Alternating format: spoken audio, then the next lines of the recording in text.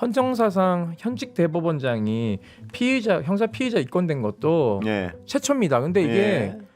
검찰 출입 기자들 기사를 안 써요. 대한민국 사법부의 정점에 서 있는 인물 조희대 대법원장이 피의자로 입건되었습니다. 그러나 이 중대한 사건을 둘러싸고 언론은 이상하리만큼 조용합니다. 조희대 대법원장의 직권남용 혐의 사건을 최근 수사사부에 정식 배당했습니다. 배당은 곧 사건이 검토를 넘어 수사 단계로 넘어갔다는 뜻입니다. 고발 내용의 핵심은 윤석열의 내란 재판에 대한 지정 배당 의혹 그리고 불법 비상계엄 때 사법부의 대응이었습니다. 지난해 12월 3일 발생한 불법 비상계엄 그리고 그 전후의 대법원 움직임에 대해 시민단체들은 여러 의문을 제기해왔습니다. 대법원 간부회의의 내용 그리고 정보 공개 거부 결정 등 여러 조각들이 결국 내란 동조 의혹이라는 이름으로 이어졌습니다. 그러나 이러한 움직임과는 달리 언론의 보도는 눈에 띄게 적습니다. 현직 대법원장이 피의자인데도 언론은 왜 침묵하고 있는가? 이것은 취재의 공백이 아닌 집단적 침묵일 수 있습니다. 이 사건은 단지 한 개인을 둘러싼 의혹이 아닙니다. 사법부의 수장이 또 그것도 내란이라는 단어와 연결된 혐의로 수사 대상이 되었다는 사실 자체가 국가 체계의 작동 여부를 시험하는 지점이기 때문입니다.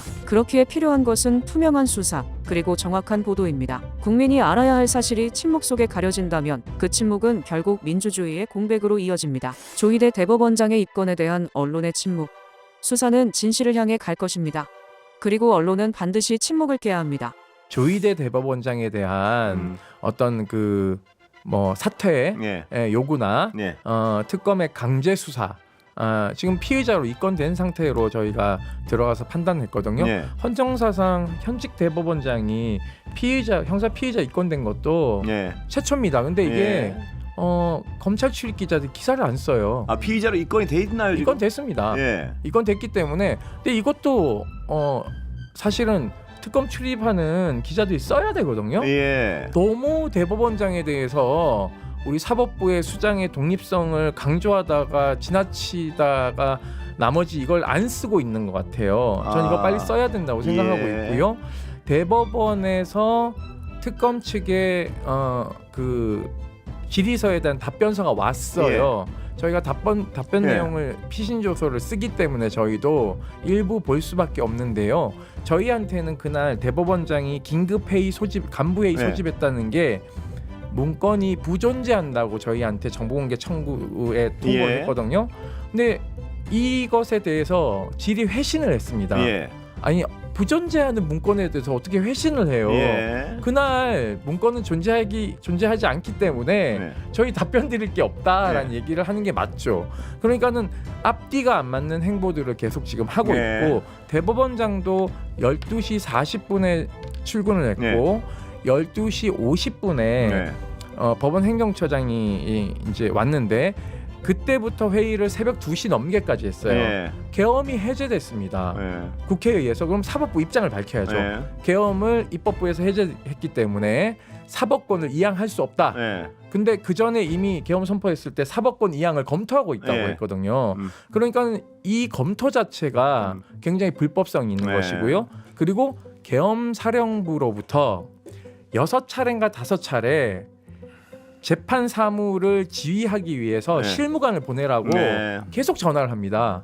그러니까는 이 재판권을 계엄사령관에게 이양하려고 하는 모종의 움직임이 있었다라고밖에 볼 수 없다는 것이죠. 그래서 지금까지 단 한 차례도 이 내란의 불법 계엄에 대한 어떠한 입장도 조희대 대법원장 밝힌 바가 없다는 임 소장님 것이 보시기에는 중요합니다. 사법부에 대한 수사는 지금 전혀 진전이 없다고 보시는 거죠, 역시.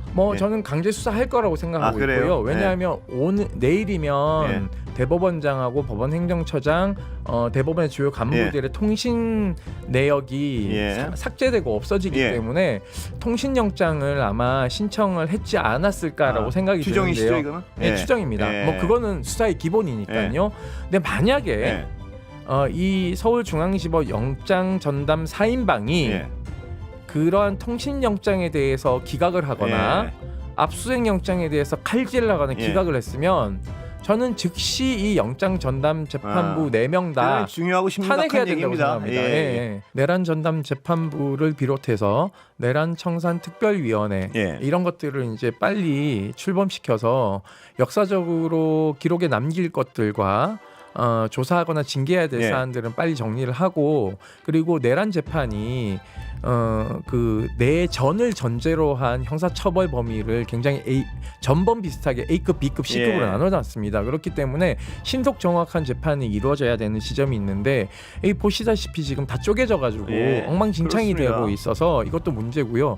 또 하나는 아까 이제 말씀하셨듯이 대법원이 입장을 밝힌 건 그날 새벽 6시 법원 행정처장이 내부 인트라넷에 이상한 소리만 잔뜩 해놓은 것밖에 없지 않습니까? 그렇기 때문에 조희대 대법원장이 저는 스스로 나와서 내란 특검의 조사를 받아야 된다고 생각하고 있고 내란 특검은 지금 한 보름 정도밖에 수사기에 남지 않았기 때문에 조속한 시일 내에 조희대 대법원장에 대한 소환 조사가 이루어져야 되고요.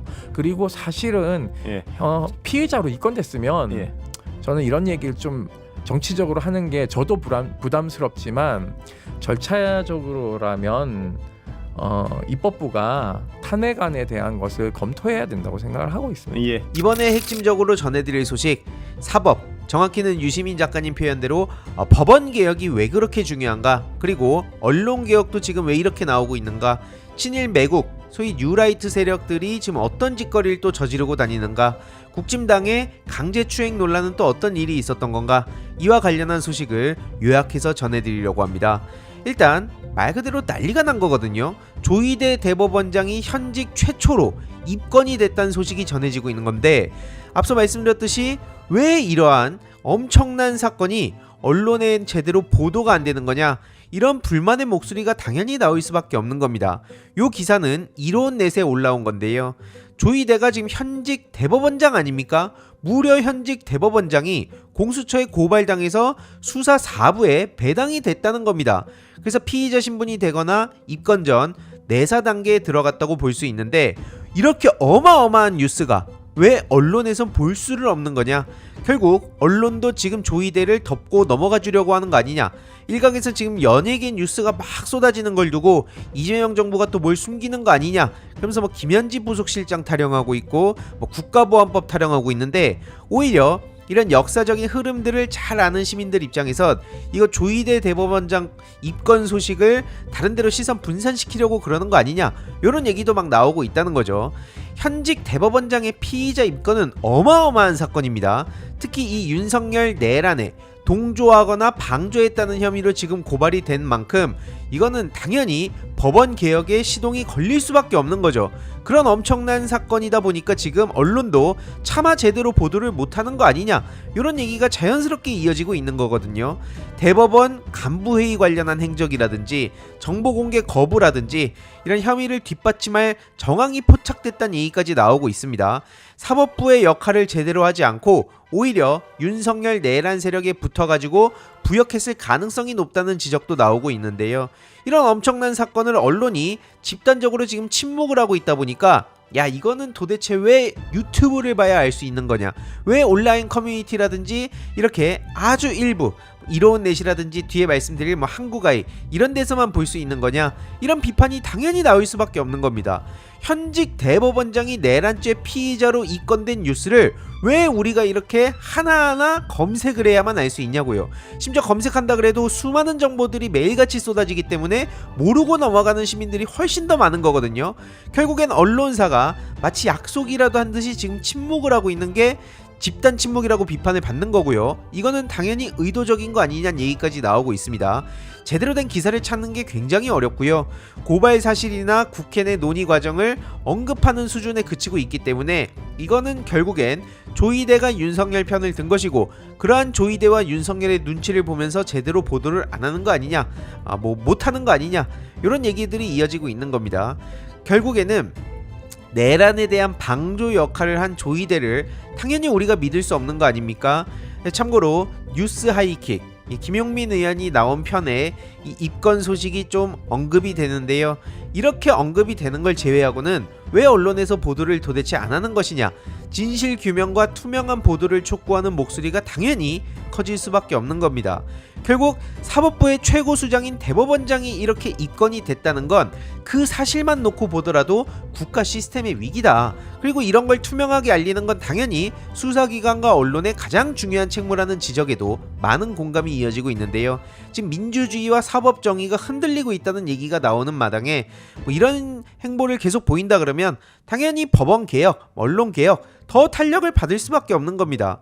공식 입장은 혐의 부인과 사실관계 확인 중 정도가 지금 다라고 하는데, 아니 애초에 왜 이렇게 잠잠하냐고요. 수사당국, 이 내란 특검팀이나 대법원, 특히 법원행정처도 문제가 심각하지 않습니까? 공식적으로 입건 사실이 맞다고 확인해준 명확한 입장이 지금 아직까지도 안 나오고 있다는 거예요. 왜 이렇게 시간을 질질 끄는 겁니까? 어차피 다 드러날 문제들 아닙니까? 근데도 불구하고 이렇게 눈치를 보면서 아무 말도 못하는 거, 그래놓고 민주진영에는 특히 이재명 대통령에 대해서는 일단 그게 사실이든 아니든 의혹자 붙여가지고 5만 가지 얘기들 막 쏟아내지 않습니까? 결국엔 그렇기 때문에 기울어진 운동장이란 얘기가 당연히 나올 수밖에 없는 거고요.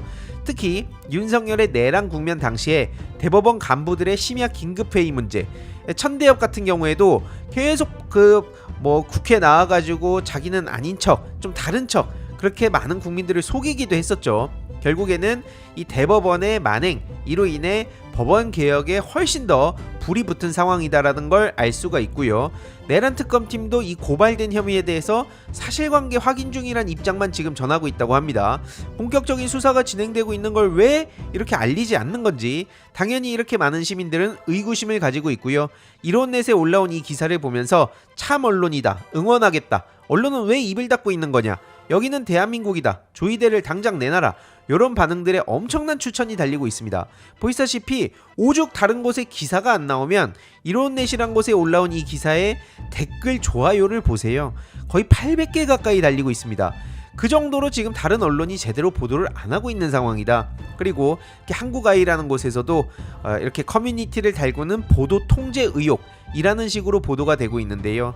한마디로 조이대 입건 기사가 하나도 검색이 되지 않는다는 많은 네티즌들의 분노를 그대로 전하고 있는 겁니다. 이 정도 사건이면 속보가 쏟아지고 포털 메인을 도배해야 정상 아니냐, 언론이 사법부 눈치 보느라 보도를 안 하는 거냐, 보도 통제나 엠바고가 걸린 거 아니냐, 이런 얘기가 나오면서 일각에선 이거 유튜버들이 먼저 알리는 세상이다, 결국 기성, 이 재래식 언론을 믿을 수가 없다, 알아서 자기들끼리 그냥 망해가는구나, 이런 반응들이 이어지고 있습니다. 오늘 전국 법관 대표회의에서 내란 전담재판부 설치, 법 왜곡죄 도입 등 사법제도 개편안에 대해서 논의할 예정이라고 합니다. 벌써 12.3 비상계엄 이후 1년이 지났습니다. 조이대 대법원장이나 지기현 판사 등 일부 판사들에 대한 국민적 불신 등 여러 걱정이 있으면서도 지켜봤습니다만, 내란 사건처럼 헌정질서가 파괴된 사건이 1년이 지나도록 1심도 끝나지 않는 것은 정상이 아니라고 생각합니다. 많은 국민들이 내란 종식이 혹여라도 제대로 안 되는 거 아닌가 해서 갈수록 걱정이 커져갑니다. 그런데 지난주 전국 법원장 회의에서는 내란 전담 재판부에 대해 정치적 중립성, 사법부 신뢰 훼손, 위헌성 등을 논의했다고 합니다. 위헌성 문제는 엊그제 대통령실에서도 지적한 바 있고, 잘못되면 위헌 시비로 내란의 조기 종식이 오히려 어려워질 수 있기 때문에 당연히 여러 문제 제기를 검토해서 수정, 보완 해야 한다고 생각합니다. 그러나 정치적 중립성이나 사법부 신뢰 훼손을 사법부 측에서 얘기하는 것은 뭔가 본말이 전도된 듯해서 대단히 유감스럽습니다. 87년 민주화 이후 거의 50년간 지금 진행되고 있는 윤석열과 그 일당에 대한 내란 및 외환 사건보다 더 헌정질서 사상 심각한 재판이 있었습니까? 윤석열 일당은 비상계엄을 선포해 법관을 체포하고 사법권도 군이 장악하려 했는데 그보다 더 사법부를 농락한 사건이 있었습니까? 그런데 그날 밤 조이대 대법원장과 고위 법관들께선 헌정질서를 지키기 위해서, 사법부를 지키기 위해서 도대체 무슨 일을 어떻게 하셨습니까? 우리 민주당을 비판하거나 우려하시기 전에 가슴에 손을 얹고 생각해 보시기 바랍니다. 12.3 비상계엄 선포 직후 조이대 대법원장은 법원행정처 긴급 간부회의를 소집했지만 그 이후에 12.3 비상계엄의 위헌성에 대해서 침묵을 지켰습니다. 올해 5월이 되어서야 6개월이 지난 이후 천대엽 처장을 통해서 그것도 전원으로 당일 간부회의에서 대법원장이 위헌적이라는 표현을 썼다고 주장했을 뿐입니다. 대법원장이 헌법상 계엄 선포 요건인 전시사변 또는 이 그에 준하는 사태를 모를 리 없고 그런 사태가 12.3 밤에 대한민국에서는 없었다는 것을 어린아이도 다 아는 일인데 그조차도 판단하지 않는 건지 못하는 건지 침묵을 지켰던 사법부를 누가 신뢰하겠습니까? 더구나 그렇다면 당일 밤에 간부회의에서 조희대 대법원장은 무엇을 상의한 것입니까? 적어도 소극적으로라도 계엄에 협력하는 방안을 상의했다고 의심되지 않겠습니까? 이러니 국민들이 볼 때 조희대 대법원장 하에서 재판의 중립성이나 사법부 신뢰는 이미 무너진 것입니다. 따라서 조희대 대법원장은 헌법 앞에 양심이 있다면 진작에 물러났어야 합니다. 그런데 그런 대법원장 지휘하에 사법부가 내란을 재판하고 내란 혐의자들이 영장을 심사하고 있습니다. 이것은 말이 안 되는 일이라고 생각합니다. 더구나 그 당시 내란 수계 윤석열 석방 결정을 했던 지기현 판사가 내란 사건 담당 법관으로 있고 조희대 대법원장은 이를 그대로 방치하고 있습니다. 벌써 1년이 지났습니다. 그러니 오늘 법관회의에서는 내란 전담 재판부와 법 왜곡죄 등을 논하기 이전에 우선 이렇게 내란에 대한 협조 의심을 살 수밖에 없는 언행을 해오면서 사법부 신뢰를 무너뜨린 조희대 대법원장과 지기현 판사 등이 물러나는 것을 건의하는 것이 순리라고 봅니다. 존경하는 대한민국의 법관들께서는 그 점을 깊이 고민해 주시기 바랍니다. 우리 민주당은 지난 12.3 밤 목숨을 걸고 계엄 해제 결의를 하기 위해 국회를 달려왔습니다. 우리가 지키고자 한 것은 헌정 질서, 당연히 사법부의 독립이 포함되어 있습니다. 우리는 대한민국 역사의 발전 과정에서 사법부가 지켜온 대한민국의 헌정사를 기억하고 감사하고 있습니다. 그러나 내란 재판부, 내란 전담 재판부 설치를 통해서 이 재판이 지연되어 국가적 혼란을 초래하지 않도록 집중적으로 재판이 심리되고 조속히 결론을 도출할 필요가 있다라는 것을 이해를 해주시고 법관들께서는 근본적인 헌정 질서를 어떻게 지킬 것인가 고민해 주시기 바랍니다.